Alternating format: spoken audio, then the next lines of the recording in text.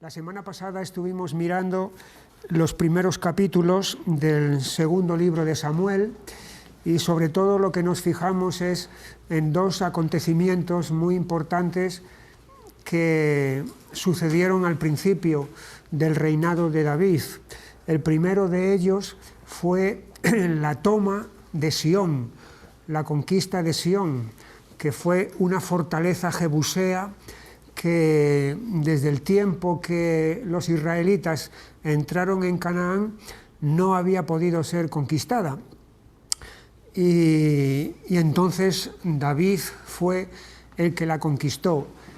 Y veíamos que era la primera vez que se hacía la mención a Sión en la Biblia, en el Antiguo Testamento, y que Sión pasaría a ser el lugar de residencia de David y se convertiría, por tanto, en la capital de la nación. Sión está ubicada en Jerusalén, y entonces veíamos que Sión representaba a la nación.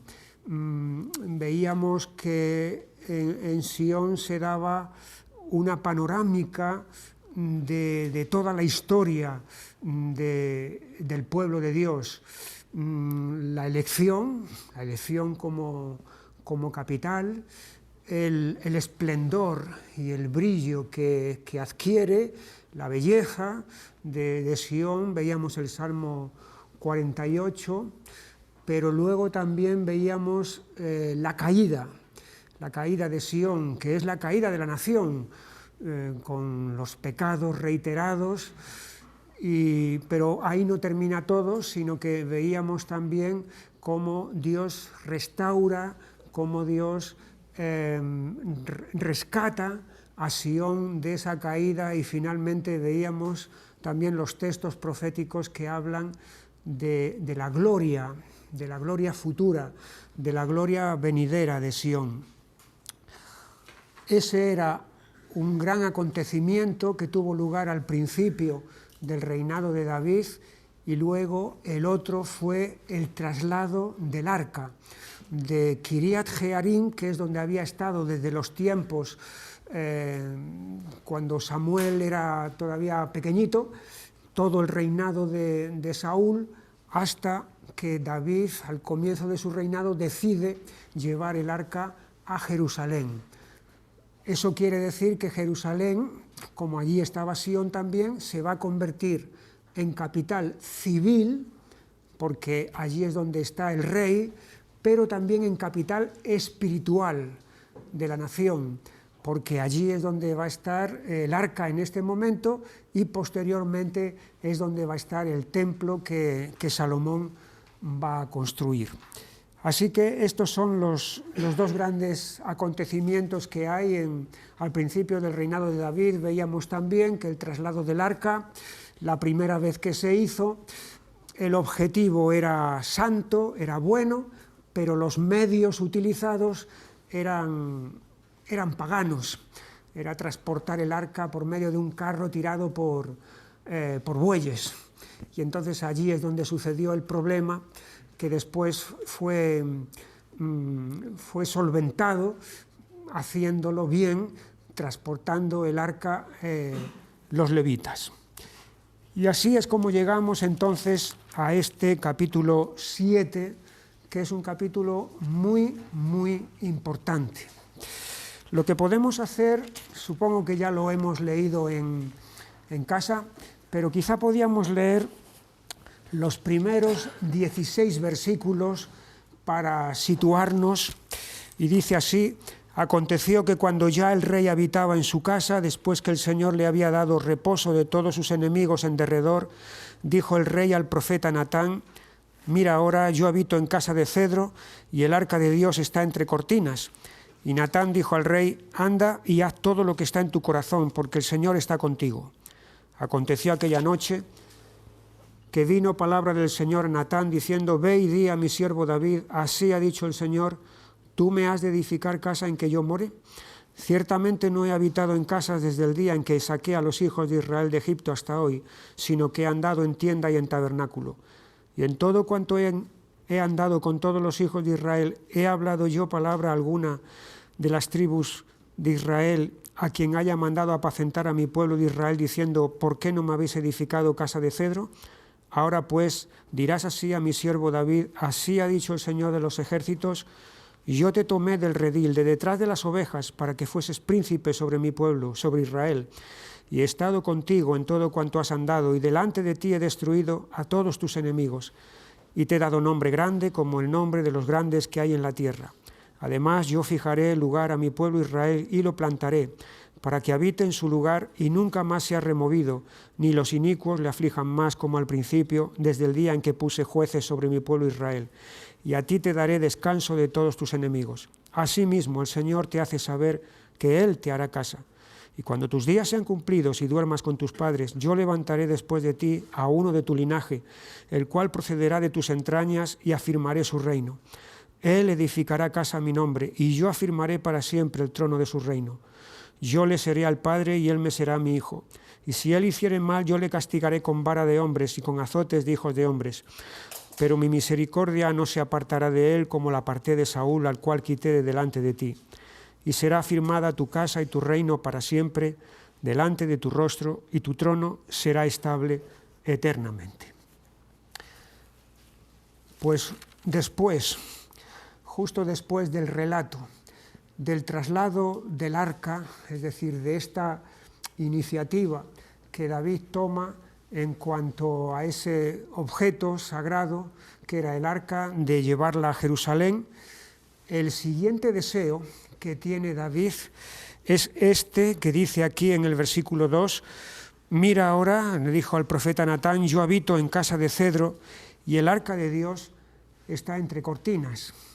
Es decir, hay aquí un deseo que sigue centrado en Dios. Ya lo ha tenido al pensar que el arca no debe de estar donde estaba, en Kiriat Jearim, sino que debe de estar en Jerusalén, que va a ser la capital, y ahora el siguiente deseo es de construir una morada que sea digna para Dios, que sea acorde para Dios. Él siente además que hay una incongruencia entre la morada que él tiene y la morada donde el arca de Dios está. La morada que él tiene es una morada de cedro, como vemos en el capítulo 5 y versículo 11, dice, también Hirán, rey de Tiro, envió embajadores a David y madera de cedro y carpinteros y canteros para los muros, los cuales edificaron la casa de David. Así que la casa de David estaba hecha de cedro, mientras que el arca de Dios estaba en una tienda que David le había preparado, una tienda que estaba hecha a base de cortinas. Y ahí es donde él ve la inconsistencia de que él esté habitando en una casa buena y el arca de Dios esté en unas condiciones más bien humildes, o podríamos decir incluso hasta precarias. Y esto indica el lugar central que Dios tiene en el corazón de David, incluso ahora que él ya ha alcanzado el trono, que él ya ha llegado al trono. Porque puede suceder, y sucede, que uno tenga un lugar central para Dios en el corazón cuando hay necesidad, cuando hay adversidad, cuando los problemas se acumulan. Por ejemplo, como él experimentó durante años, siendo perseguido por Saúl y siendo hostigado y acosado, y vemos ahí los salmos, muchos de ellos que él escribe, experimentando la angustia, el miedo, derramando su alma delante de Dios y pidiendo liberación y buscando salvación de parte de Dios. Pero pudiera acontecer que una vez que uno ha sido salvado y librado de todas esas pesadillas, que cuando ya se asienta y cuando ya se queda en un estado de complacencia, de decir, bueno, ya estoy contento, estoy satisfecho conmigo mismo y ya no necesito de Dios. He necesitado de Él y le he buscado mientras yo estaba en necesidad, pero ahora mismo ya estoy recuperado, estoy bien, y por lo tanto es fácil olvidarse de Dios, porque la prosperidad puede ser una tentación muy grande, y de hecho es uno de los grandes problemas que ha tenido el pueblo de Dios a lo largo de la historia, no solamente aquí en el Antiguo Testamento, en la Biblia, sino también a lo largo de la historia del cristianismo. Cuando la Iglesia se ha sentido poderosa, se ha sentido fuerte, se ha sentido rica, ha venido el declive, ha venido la decadencia, porque ha dejado a Dios y se ha olvidado de lo que verdaderamente importaba. De hecho, algunos de los descendientes de David, ese va a ser el problema en el que van a caer. Si vamos un momento al nieto de David, a Roboam, al rey Roboam, tenemos en el segundo libro de Crónicas, en el capítulo 12 y versículo 1, que dice lo siguiente: cuando Roboam había consolidado el reino, dejó la ley del Señor y todo Israel con él.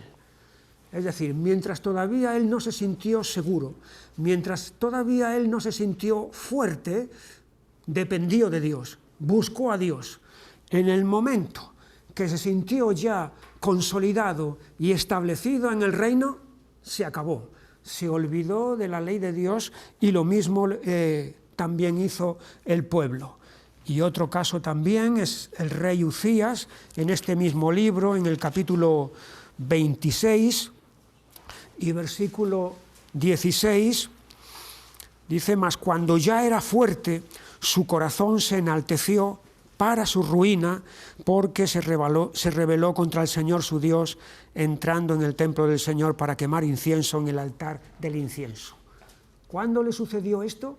Cuando ya era fuerte, cuando él se sintió que tenía autosuficiencia, entonces pensó: ya no me hace falta Dios, ya no necesito de Dios. Pero esto no es lo que va a hacer David. David ahora mismo está en la cumbre, está en el trono, está en el apogeo de su poder. Y sin embargo, su corazón sigue teniendo claro que el lugar central en la vida, en su vida, lo sigue ocupando Dios. Y efectivamente ahí está ese deseo que tiene de construirle una morada para Dios. Es llamativo que en algunos de los salmos que él escribió hay este tono de amor por la casa de Dios. El salmo más famoso de todos, de los 150 salmos, hay un salmo que destaca, y es el Salmo 23. Seguramente hasta a lo mejor no lo sabemos de memoria, pero allí en el versículo 6 dice: ciertamente el bien y la misericordia me seguirán todos los días de mi vida, y en la casa del Señor moraré por largos días. Aquí está la esperanza de David, el anhelo de David, que consiste precisamente en morar en la casa del Señor. ¿Por qué? Porque allí está la presencia de Dios y allí puede tener comunión con Él. Ese deseo que lo vemos aquí en este salmo lo vuelve otra vez a repetir en el Salmo 26, en el versículo 8: Señor, la habitación de tu casa he amado, y el lugar de la morada de tu gloria. He amado la habitación de tu casa. ¿Por qué? No por la casa en sí, no es la casa lo que importa es el que mora en esa casa, y es porque estás tú en esa casa que yo amo esa casa y que deseo estar en ella. Y de hecho en el siguiente salmo, el Salmo 27 y versículo 4 dice: una cosa he demandado al Señor, esta buscaré, que esté yo en la casa del Señor todos los días de mi vida, para contemplar la hermosura del Señor y para inquirir en su templo. Una cosa he demandado al Señor. Hay muchas cosas que en otros salmos Él pide, ya hemos dicho. Pide liberación, pide salvación, suplica por esto, por aquello, ser librado de sus enemigos, etc. Pero aquí hay algo supremo, hay una petición que excede a todas las demás. ¿Y cuál es? Esta: que esté yo en la casa del Señor todos los días de mi vida, porque allí voy a contemplar la hermosura del Señor, la belleza del Señor. Fíjate, no es muy corriente encontrar en la Biblia una alusión a la hermosura, a la belleza de Dios.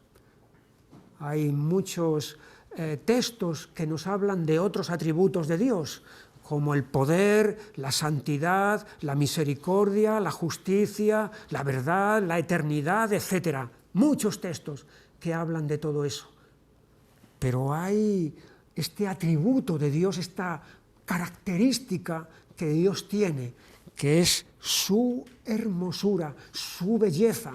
Por supuesto que es una hermosura y una belleza espiritual, pero eso es lo que David quiere, lo que David demanda, pide de Dios, que pueda contemplarlo, que pueda estar en su presencia, en su casa. De tal manera que vemos este deseo marcado de David por la casa de Dios. No es extraño entonces que él en ese momento de su vida, en el segundo libro de Samuel, en el capítulo 7, le diga al profeta Natán: mira, ahora yo habito en casa de cedro y el arca de Dios está entre cortinas. Y como respuesta a este deseo de David por Dios, hay una promesa de Dios para David. El deseo de David por Dios es edificarle una morada, una casa. Y la promesa de Dios para David es que es Dios el que le va a edificar a David una casa. David tiene el deseo de edificarle a Dios una casa, y la respuesta de Dios es la promesa de que es Dios quien va a edificarle casa a David. La palabra casa tiene dos significados. No solamente en la lengua en la que el Antiguo Testamento fue escrito, sino que también en nuestra propia lengua tiene al menos dos significados. Un significado es el elemental, que es el de morada.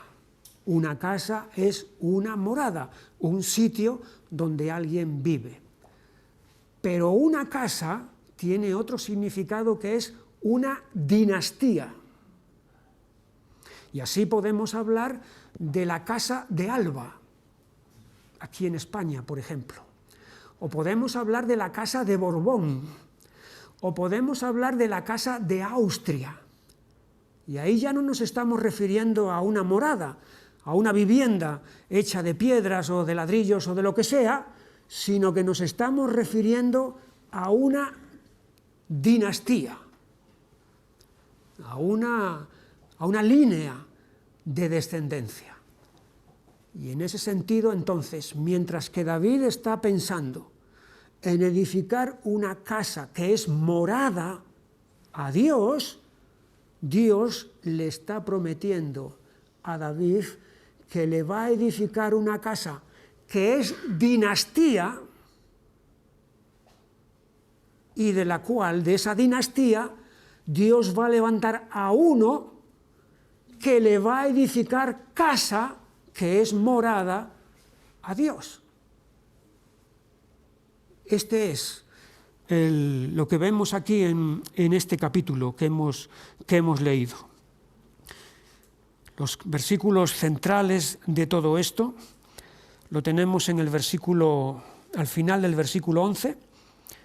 Asimismo el Señor te hace saber que Él te hará casa. Y aquí es en el sentido de dinastía, de descendencia real. Y cuando tus días sean cumplidos y duermas con tus padres, yo levantaré después de ti a uno de tu linaje, el cual procederá de tus entrañas y afirmaré su reino. Él edificará casa, morada, a mi nombre, y yo afirmaré para siempre el trono de su reino. Yo le seré al Padre y él me será mi hijo. Y si él hiciere mal, yo le castigaré con vara de hombres y con azotes de hijos de hombres, pero mi misericordia no se apartará de él como la aparté de Saúl, al cual quité de delante de ti. Y será afirmada tu casa, o sea, tu dinastía y tu reino para siempre delante de tu rostro, y tu trono será estable eternamente. Así que aquí tenemos varias cosas en esta promesa. Esta que Dios levanta a David una dinastía. Esa dinastía consiste en un reino, y uno de esa dinastía va a tener una relación especial con Dios, una relación filial, o sea, de hijo a padre, de hijo a padre. Entonces aquí vemos una cosa muy importante, el contraste que hay entre el deseo de David por Dios y la promesa de Dios hacia David. Es un contraste de tamaño que no tiene que ver nada una cosa con la otra. El deseo de David por Dios es un deseo quizá que tiene un cierto tamaño. Está bien hacerle una casa, una morada a Dios, si es que eso se puede hacer, porque luego su hijo Salomón, cuando construya el templo, llegará a hacerse la pregunta: ¿pero es verdad que el hombre morará sobre la tierra? Si los cielos de los cielos no te pueden contener, cuanto menos esta casa que yo te he edificado. Pero bueno, ahí está la intención de David. Pero la grandeza de la promesa que Dios hace a David sobrepasa infinitamente aquello que David quiere hacer por Dios. De tal manera que no es el siervo el que hace algo grande para su Señor, sino que es el Señor el que hace algo grande para el siervo. No es el siervo el que le hace un favor a su Señor al hacerle una morada, sino que es el Señor el que va a engrandecer a su siervo de una manera como él nunca hubiera pensado que lo hubiera hecho. Hay varias características que esta promesa que Dios le hace a David tiene. En primer lugar, es una promesa confiable. Es una promesa confiable. Se puede creer, se puede confiar en ella. ¿Por qué? Por los antecedentes que hay. Fíjate lo que dice en el versículo 8. Ahora pues dirás así a mi siervo David: así ha dicho el Señor de los ejércitos: yo te tomé del redil de detrás de las ovejas para que fueses príncipe sobre mi pueblo, sobre Israel. Este yo aquí está marcado. La lengua esta, en la que el Antiguo Testamento fue escrito, se parece a la nuestra en muchos sentidos, y a otras también, por supuesto.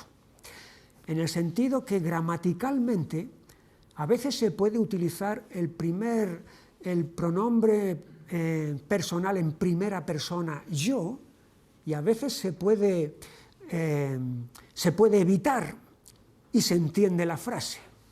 Por ejemplo, si yo digo ahora mismo, he escrito este libro, se entiende, ¿verdad? Pero si yo digo, yo he escrito este libro, eso le da un matiz de intensidad, de que no hay duda, de que he sido yo, y únicamente yo, el que he escrito este libro. Yo te tomé del redil, de detrás de las ovejas. Es decir, cuando no eras nadie, cuando no eras nada, cuando incluso ni para tu padre contabas, porque cuando Samuel llegó a la casa, el padre de David ni siquiera había contado con David, había llamado a los otros 7 hermanos y a David lo había dejado cuidando las ovejas, nunca imaginando que David pudiera ser el escogido.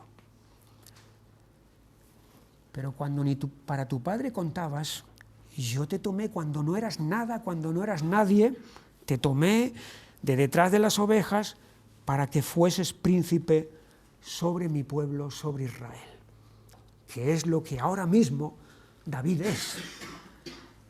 Es decir, aquel propósito que empezó aquel día en Belén ha llegado a su cumplimiento.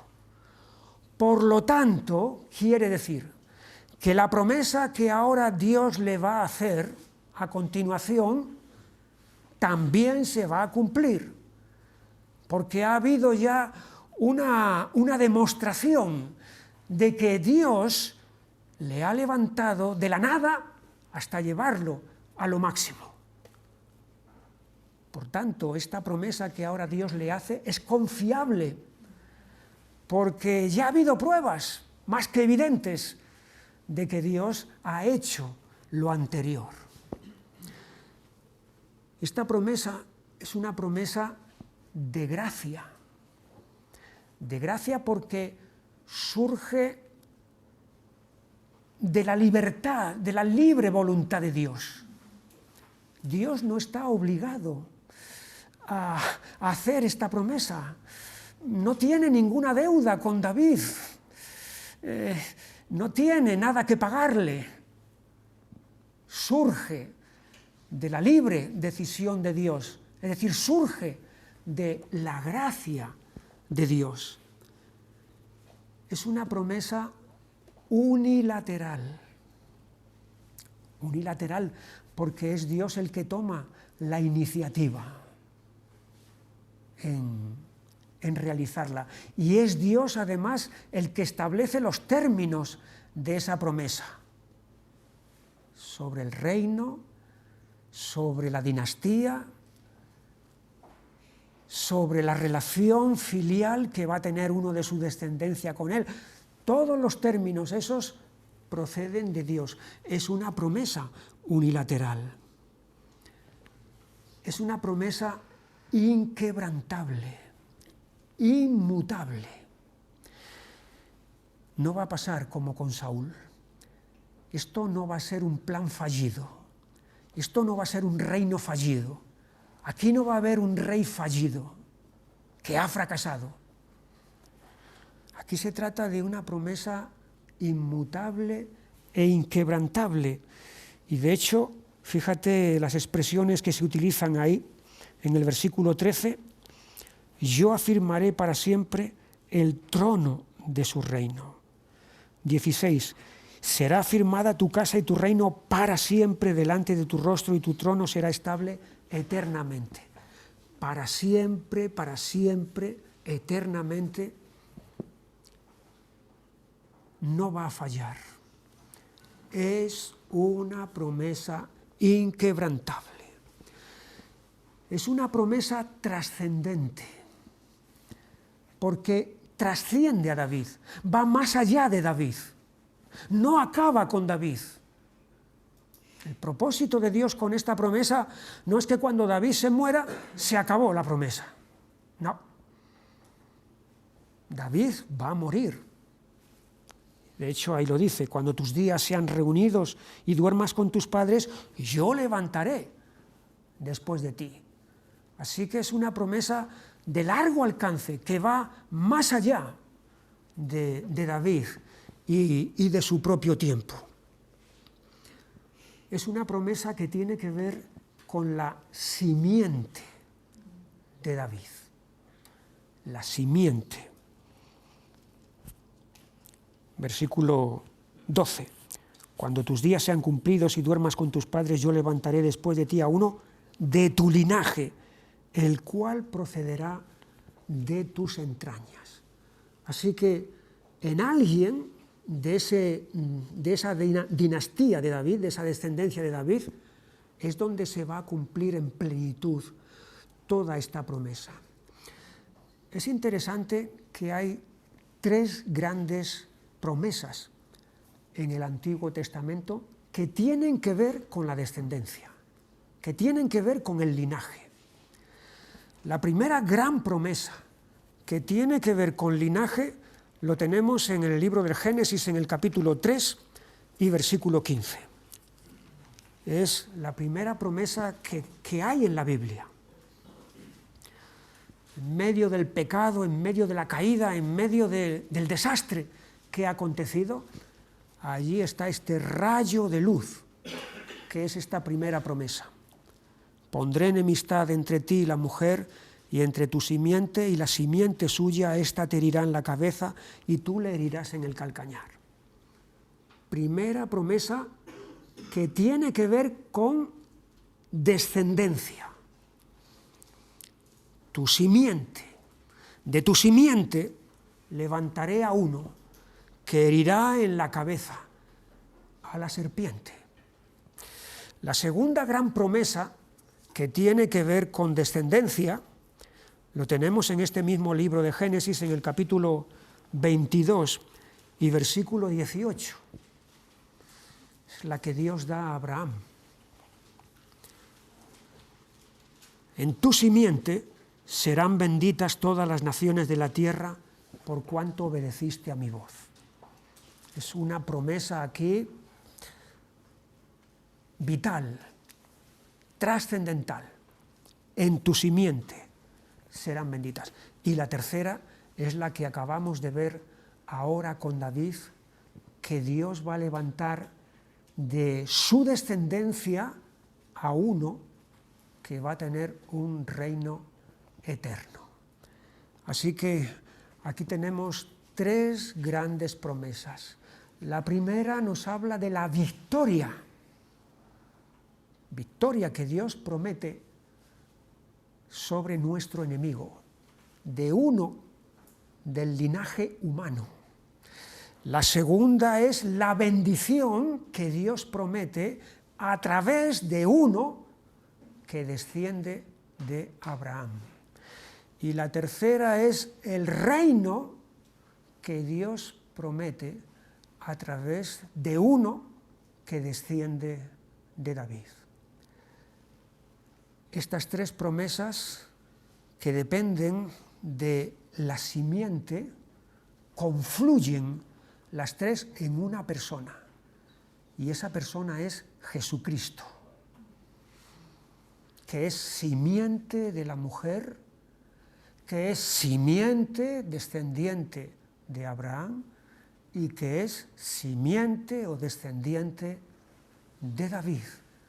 De tal manera que la victoria, la bendición y el reino se materializan, se cumplen, se efectúan en Jesucristo.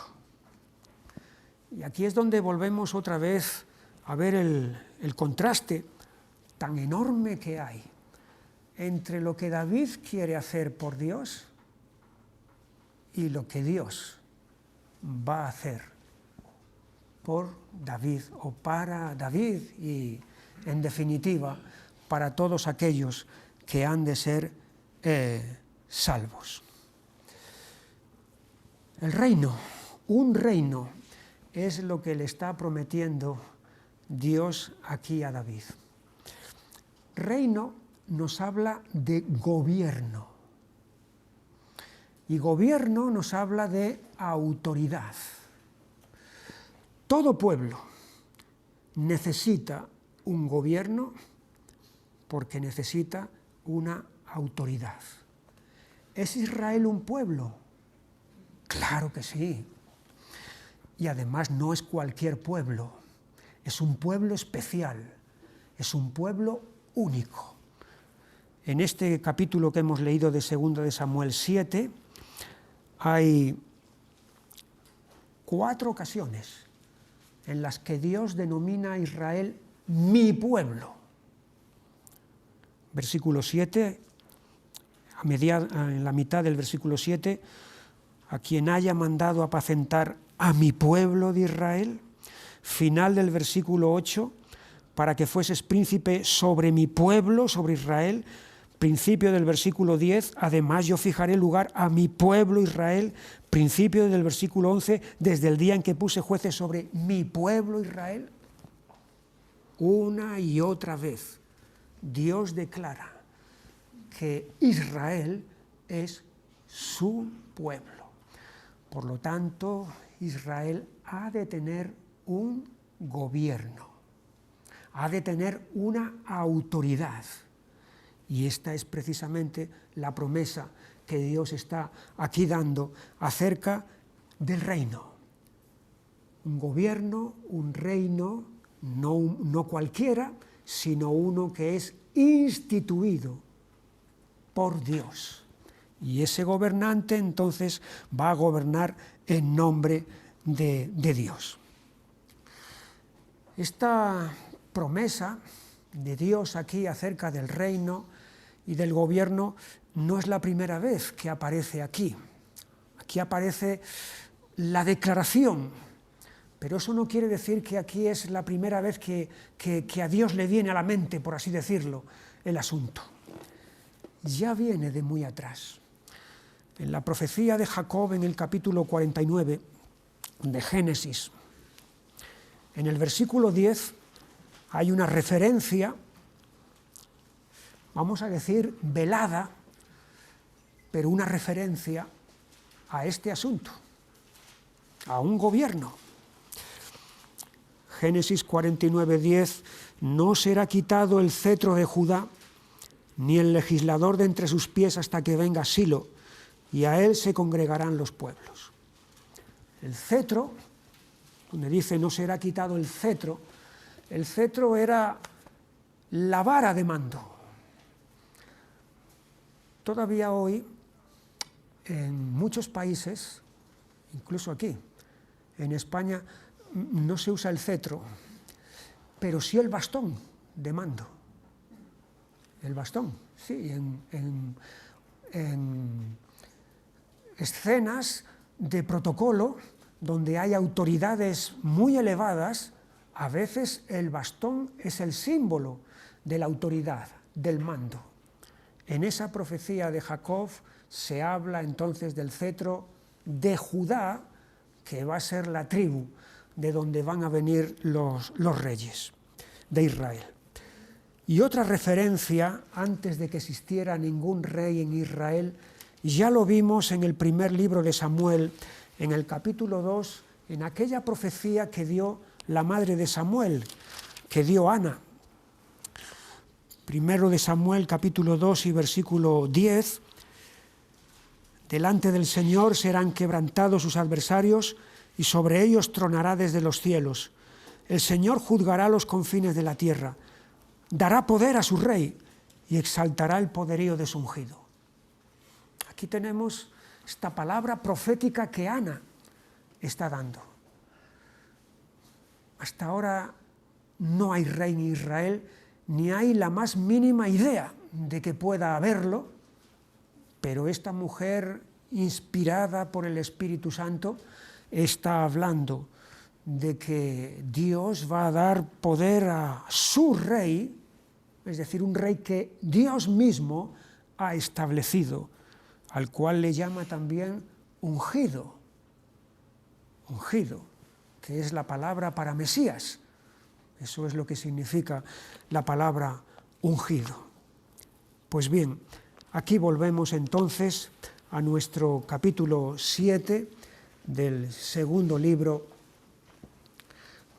de Samuel, y entonces vemos que ya hay antecedentes de esta intención de Dios de establecer un rey y un reino. Hay un texto que es crucial en ese sentido, y ya hemos hecho referencia en alguna ocasión a él. Está en el libro del profeta Isaías, en el capítulo 11,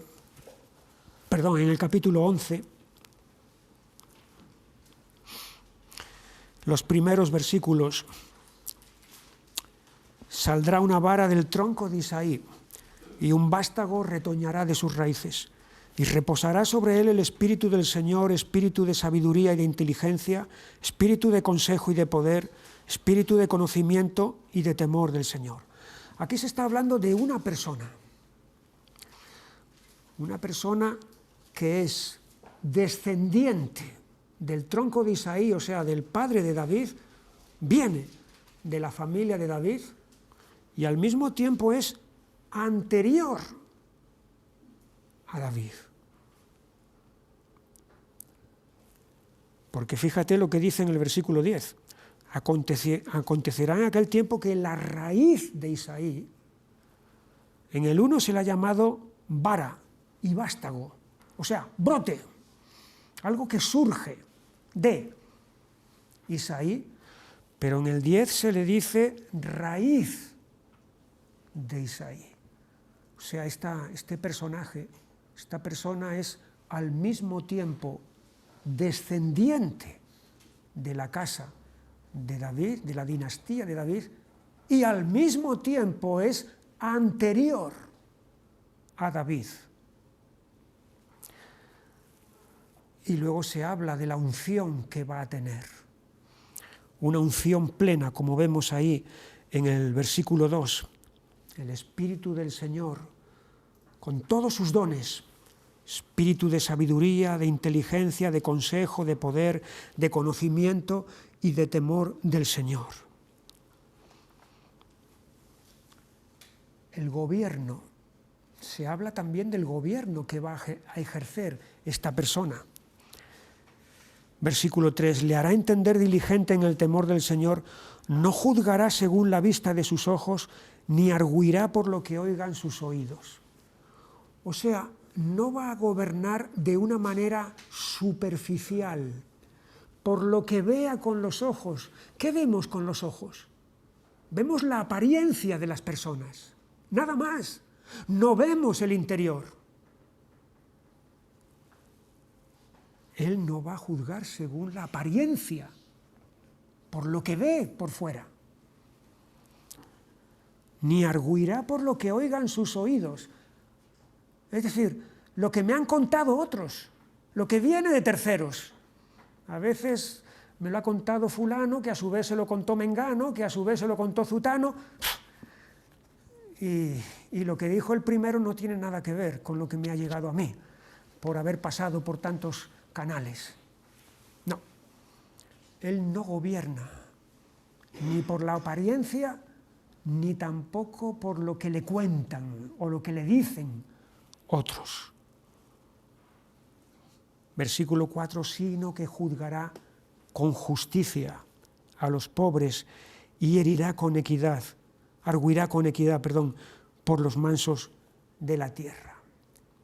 Y luego vemos aquí las cualidades intrínsecas que esta persona tiene. Versículo 5, será la justicia cinto de sus lomos y la fidelidad ceñidor de su cintura.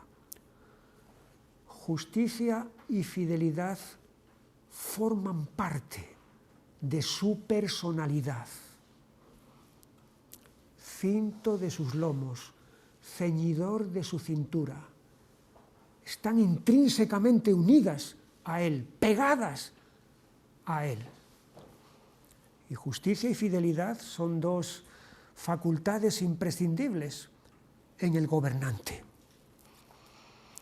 Y luego fíjate los resultados de su gobierno. Los resultados de su gobierno son unos que ningún gobernante de esta tierra, por más excelente que haya sido o que vaya a ser, pueda alcanzar nunca. Versículo 6. Morará el lobo con el cordero, y el leopardo con el cabrito se acostará, el becerro y el león y la bestia doméstica andarán juntos, y un niño los pastoreará. La vaca y la osa pacerán, sus crías se echarán juntas, y el león comerá como el buey comerá paja. Y el niño de pecho jugará sobre la cueva del áspid, y el recién destetado extenderá su mano sobre la caverna de la víbora. Es decir, el desorden vital que hay en la naturaleza, que hay en la creación, por causa de la caída que se produjo en Génesis 3, donde toda la armonía que existía entre todas las criaturas se rompió y se introdujo la violencia y se introdujo la agresividad y se introdujo el instinto de matar, incluso en las criaturas inferiores, por supuesto también en los seres humanos, pero también en las criaturas inferiores por causa de ese pecado de Adán. Eso es algo que ningún gobernante puede anular, ni quitar, ni aliviar. Pero aquí se está hablando de un gobernante cuyo resultado de su gobierno va a ser precisamente eso: la eliminación de toda esa maldición que ha caído sobre la creación, que ha introducido todo este desorden, toda esta violencia, toda esta agresividad, hasta el punto de que el lobo puede morar con el cordero y el leopardo con el cabrito, y el niño de pecho puede jugar en la cueva de la víbora y no pasa nada. Porque la paz absoluta y la armonía es el resultado de este reino, del gobierno, de este rey del cual se está hablando aquí. Y fíjate el alcance que tiene todo esto. ¿Es para el territorio de Israel? ¿Es para las 12 tribus? No. Versículo 9. No harán mal ni dañarán en todo mi santo monte, porque la tierra será llena del conocimiento del Señor, como las aguas cubren el mar. La tierra entera es quien disfruta. La tierra entera es quien está recibiendo el beneficio de este reino y de este rey. No simplemente una nación, toda la tierra en plenitud. Sí, es lo que decíamos antes, esto es una promesa trascendente. Va más allá de David, mucho más allá de simplemente además un reino ubicado en determinado sitio en Oriente Medio y que todo acaba ahí. Esta idea, esta enseñanza, esta promesa del reino es un hilo conductor que podemos recorrer a lo largo del Antiguo Testamento y que va a llegar hasta el Nuevo Testamento, por supuesto. Tenemos algunos de los salmos, por ejemplo, tienen que ver con esto, con el rey y el reino. Los veremos en su momento, si Dios quiere, cuando lleguemos al libro de los salmos, pero solamente de pasada, así rápidamente. El Salmo 2.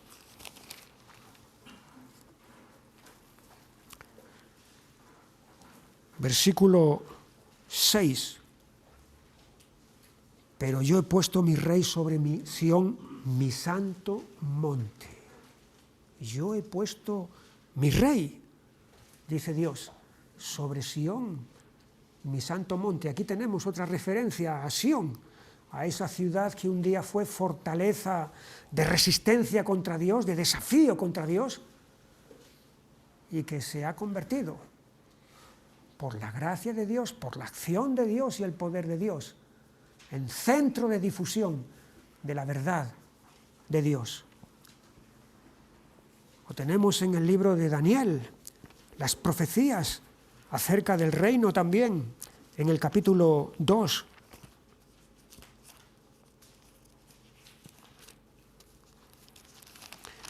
Y versículo 44. Y en los días de estos reyes el Dios del cielo levantará un reino que no será jamás destruido, ni será el reino dejado a otro pueblo. Desmenuzará y consumirá a todos estos reinos, pero Él permanecerá para siempre. Aquí de nuevo tenemos otra vez el anuncio profético acerca del reino que va a venir. Y cuando abrimos las páginas del Nuevo Testamento, nos encontramos de plano, de frente, con el reino, con la enseñanza del reino. Es Mateo 2:2, por ejemplo, donde vienen aquellos extranjeros, aquellos magos, diciendo: ¿dónde está el rey de los judíos que ha nacido? Porque su estrella hemos visto en el oriente y venimos a adorarle. Ellos vienen a buscar un rey, el rey de los judíos, el rey prometido en el Antiguo Testamento. Cuando el ángel Gabriel le anuncia en el capítulo 1 de Lucas, y versículo 33, a María, que va a ser madre, dice: y reinará sobre la casa de Jacob para siempre, y su reino no tendrá fin. Así que aquí tenemos que toda esta enseñanza, todo este hilo conductor que viene, que recorre el Antiguo Testamento, penetra en el Nuevo, se abre paso en el Nuevo, porque efectivamente es que aquí tenemos al Rey, el Rey con mayúscula, que estaba prometido.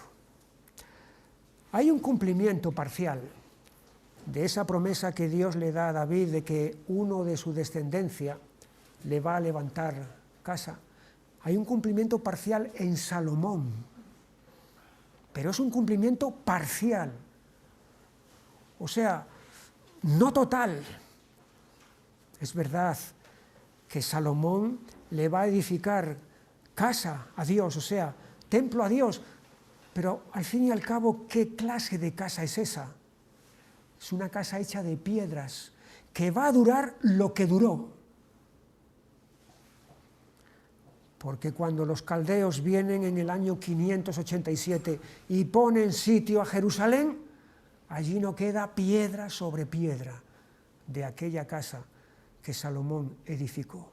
Y aunque es verdad que con Salomón el reino llega a su apogeo en cuanto a su extensión, sin embargo es también verdad que con Salomón mismo ya comienza el declive, porque en él hay una decadencia en sus últimos años, y ese reino empieza a perder brillo y empieza a perder poder. Y aunque es verdad que de Salomón se dice, Dios dice que va a ser, es su hijo, eso es solamente una palabra, un término honorífico. Salomón no es el cumplimiento, no es el rey que cumple plenamente eso. El que cumple plenamente esa promesa que Dios le da a David es Jesús. Es Jesús. Porque la casa que Jesús va a edificar para Dios no es una casa de piedra que se pueda venir abajo, que el tiempo o los enemigos puedan destruir. Yo edificaré mi iglesia y las puertas del Hades no prevalecerán contra ella. Jesús es el que verdaderamente levanta la casa, es decir, el templo, no hecho de piedras físicas, donde Dios va a morar. Jesús es hijo de Dios, no de manera honorífica, no como un título que luego en realidad no se corresponde. Jesús es hijo de Dios en el pleno sentido de la palabra. Él mismo lo dice en el Evangelio de Mateo, en el capítulo 11 y versículo 27. Todas las cosas me fueron entregadas por mi Padre, y nadie conoce al Hijo sino el Padre, ni al Padre conoce alguno sino el Hijo, y aquel a quien el Hijo lo quiera revelar. Aquí no estamos hablando de alguien que honoríficamente es hijo de Dios, pero es simplemente una manera bonita de hablar. No.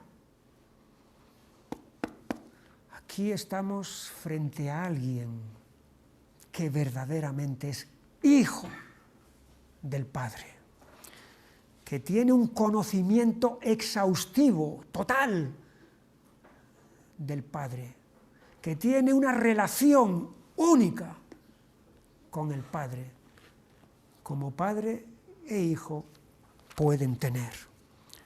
Y en el Evangelio de Juan, en el capítulo 1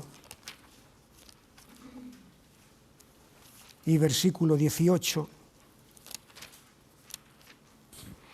a Dios nadie le vio jamás, el unigénito Hijo que está en el seno del Padre, Él le ha dado a conocer. Unigénito significa único engendrado, no adoptado, engendrado, es decir, de la misma naturaleza que el Padre, que está en el seno del Padre, no simplemente al lado o cerca, en el seno, en el interior del Padre. Así que esa promesa que Dios le hace a David de que uno de su descendencia, yo seré a él padre y él me será mi hijo, se está cumpliendo. Solamente se cumple en la persona de Jesucristo. Pero hay una diferencia entre el reino que Dios promete a David y el reino del que Jesucristo es rey. Hay una identidad, hay una continuidad, pero al mismo tiempo hay una diferencia. De la misma manera que hubo una identidad entre el cuerpo que entró en la tumba y el cuerpo que salió de la tumba resucitado, el cuerpo que entró, de Jesús, es el mismo cuerpo que salió, pero hay una diferencia porque el cuerpo que entró no tenía las mismas cualidades que el cuerpo que salió. Del mismo modo, hay una identidad entre el reino que Dios promete a David y a su descendencia y el reino de Jesucristo, y hay al mismo tiempo una diferencia entre el reino de David y sus descendientes, que era un reino terrenal, humano, y el reino de Jesucristo. Jesús lo dijo a Pilato: mi reino no es de este mundo. Mi reino no es como los de este mundo. Los de este mundo se tienen que sostener a base de armas, de fuerza humana, de ejércitos. Y Jesús le dijo a Nicodemo: os es necesario nacer de nuevo para entrar en el reino de Dios. En el reino de David, en el reino de Salomón, en el reino de Roboán, de Abías, de Asa, de Josafat, de todos sus descendientes, se accedía por el nacimiento natural, por el nacimiento carnal. ¿Eres judío en carne? ¿Eres israelita de sangre? Eres. parte de este reino. Pero el reino de Dios que viene Jesús a inaugurar en su primera venida y vendrá a consumar en su segunda venida, ahí no se entra por sangre y carne, sino que se entra por el nuevo nacimiento. Hay una diferencia cualitativa, entonces, entre el reino de David y sus descendientes y el reino de Jesucristo, aunque hay una línea que los une, que identifica todo eso. Esta promesa magnífica, admirable, maravillosa, que Dios da aquí a David, se le llama pacto. Pacto. El Salmo 89,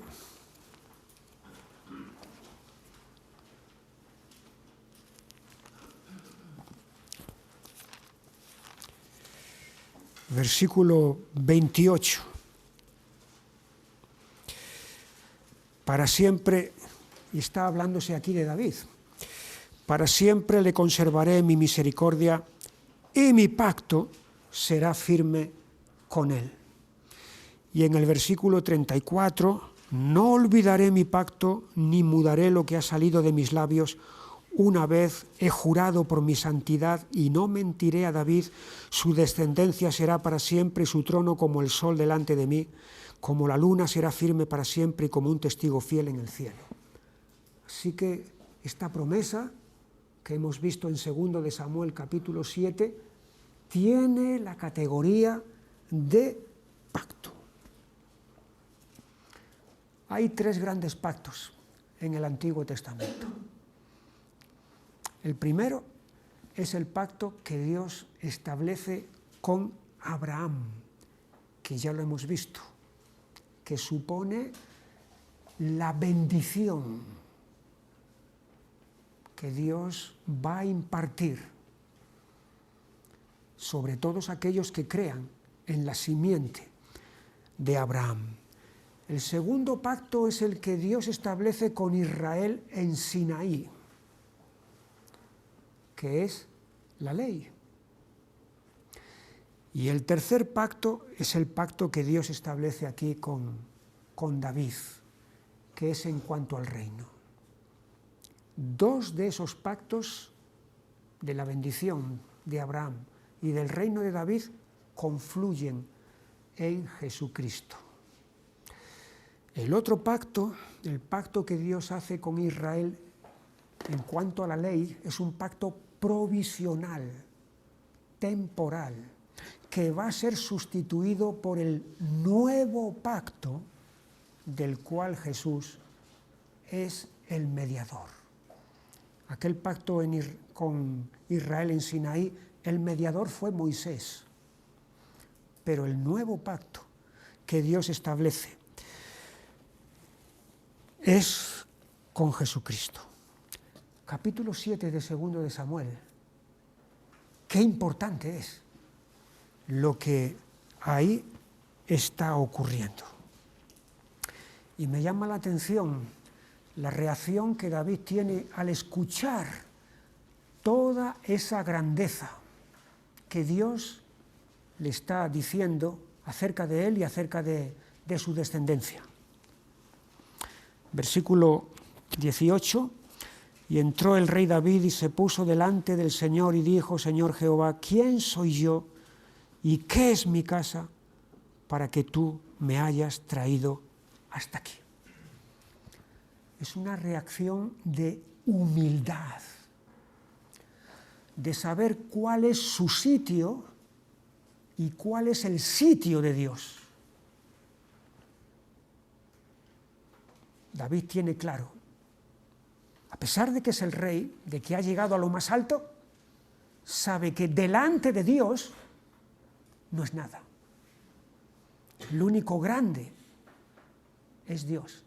Y de hecho, la expresión que va a utilizar, no lo vamos a leer, pero la expresión que va a utilizar David hasta 10 veces en estos versículos desde el 19 hasta el 29, 10 veces es tu siervo, tu siervo, tu siervo, una y otra vez. Esa es la manera como David entiende, como David se conceptúa a sí mismo frente a Dios, ante Dios. Ahora llegamos ya al capítulo 8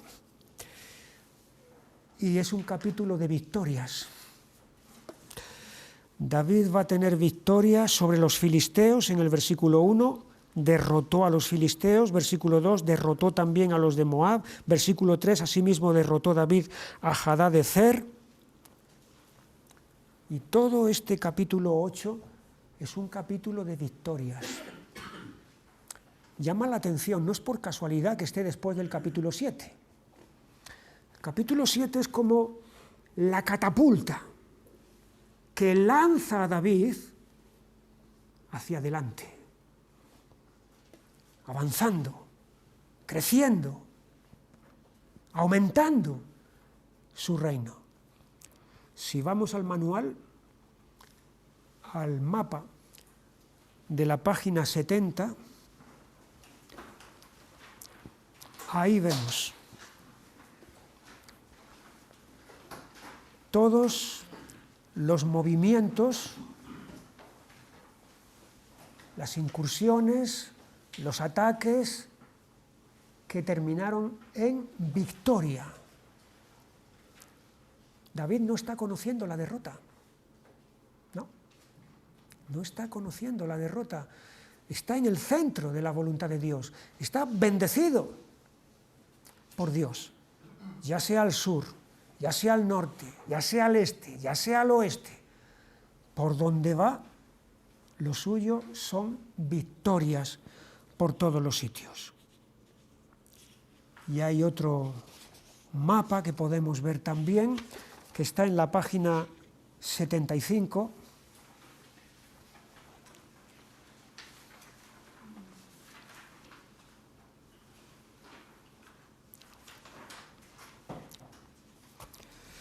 Es el imperio de David y de Salomón.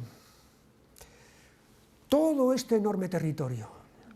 Esto no quiere decir que las tribus de Israel están esparcidas por todo ese territorio. No. Las tribus de Israel están esparcidas por el territorio que ya conocemos y que hemos visto en algún mapa. Ahí es donde están.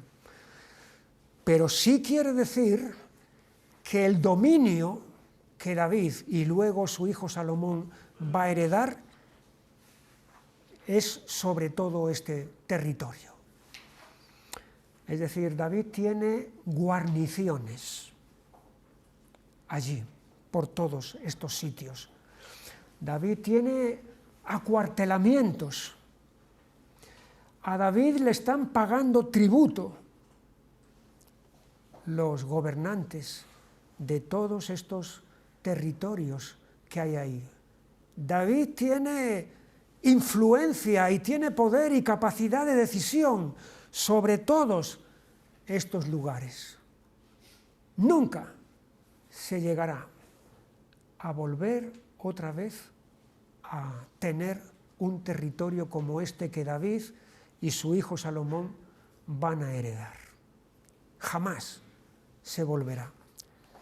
Lo cual quiere decir que estamos aquí en el apogeo del reinado de David.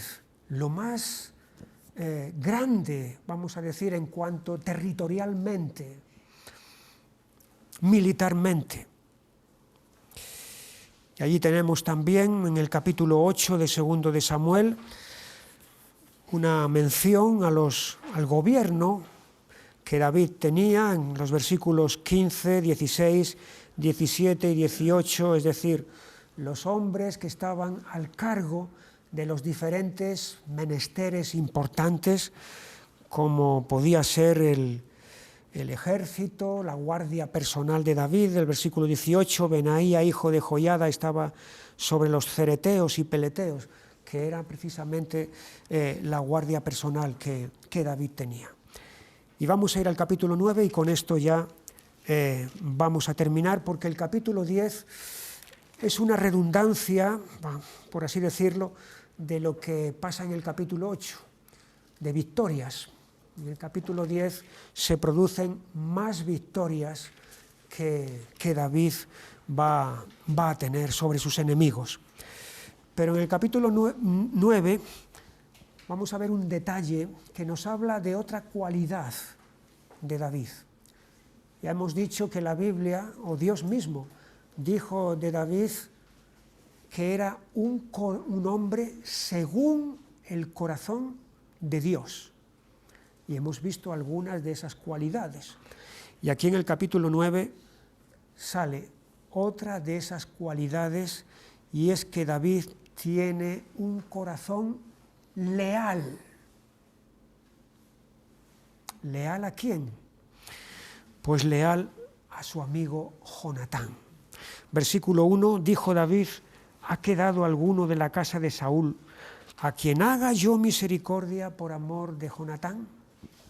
Ya vimos la amistad tan estrecha que hubo entre Jonatán y David, hasta el punto de que Jonatán le hizo jurar a David de que cuando llegara a ser rey, no se olvidara de los suyos, no se olvidara de sus descendientes. Y aquí David se acuerda de esa promesa. Ahora, es muy fácil cuando uno hace promesas en el anonimato, que cuando llega a la fama se olvide de ellas. Estás en la fama, estás codeándote entre los grandes. ¿Cómo te vas a acordar ahora de una palabra que dijiste hace años, allí en la oscuridad a uno? Ni te acuerdas. David, a pesar de que está en la cumbre de su fama, tiene en mente la promesa que le hizo a su amigo Jonatán. Además, es muy fácil que promesas que han sido hechas en el ámbito privado, que no ha habido testigos, que nadie más las haya escuchado, que digas, ¿quién se enteró de aquello? Él y yo, nadie más. Por lo tanto, porque si alguien hubiera escuchado, entonces sí tendría sentido. No vayan a decir, mira, prometiste esto y no lo has cumplido. Pero aquello fue una cosa entre nosotros dos. Y además, al que le hice la promesa está muerto. No va a venir a reclamar nada.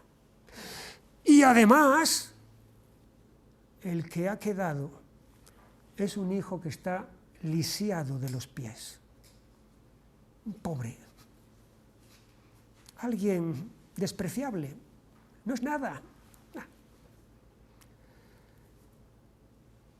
David es leal a la palabra dada, a la promesa dada a su amigo Jonatán,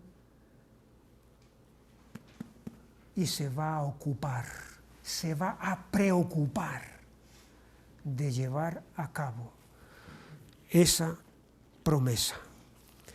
Allí tenemos en el versículo 7, le dijo David: no tengas temor, porque yo a la verdad haré contigo misericordia por amor de Jonatán tu padre, y te devolveré todas las tierras de Saúl tu padre en el sentido de tu abuelo, y tú comerás siempre a mi mesa. Y aquí está entonces David cumpliendo su promesa, siendo leal a la palabra dada. Es otra de esas cualidades que hay en David que verdaderamente hacen honor al dicho de que él era un hombre según el corazón de Dios. Y así llegamos y nos quedamos justo antes de empezar el capítulo 11. Dijimos que el reinado de David se podía dividir en dos partes, que eran del 1 al 10, o mejor dicho, del 2 del capítulo 2 al 10, la primera parte de su reinado, y el capítulo 11 marcaba un antes y un después, porque es el relato de su caída en pecado. Y todo este ascenso que hemos estado viendo hasta ahora se va a quebrar, se va a romper precisamente por causa de lo que ocurre en ese capítulo 11 del segundo libro de Samuel, pero eso, si Dios quiere, lo vemos la semana que viene. Que el Señor os bendiga y hasta el viernes próximo.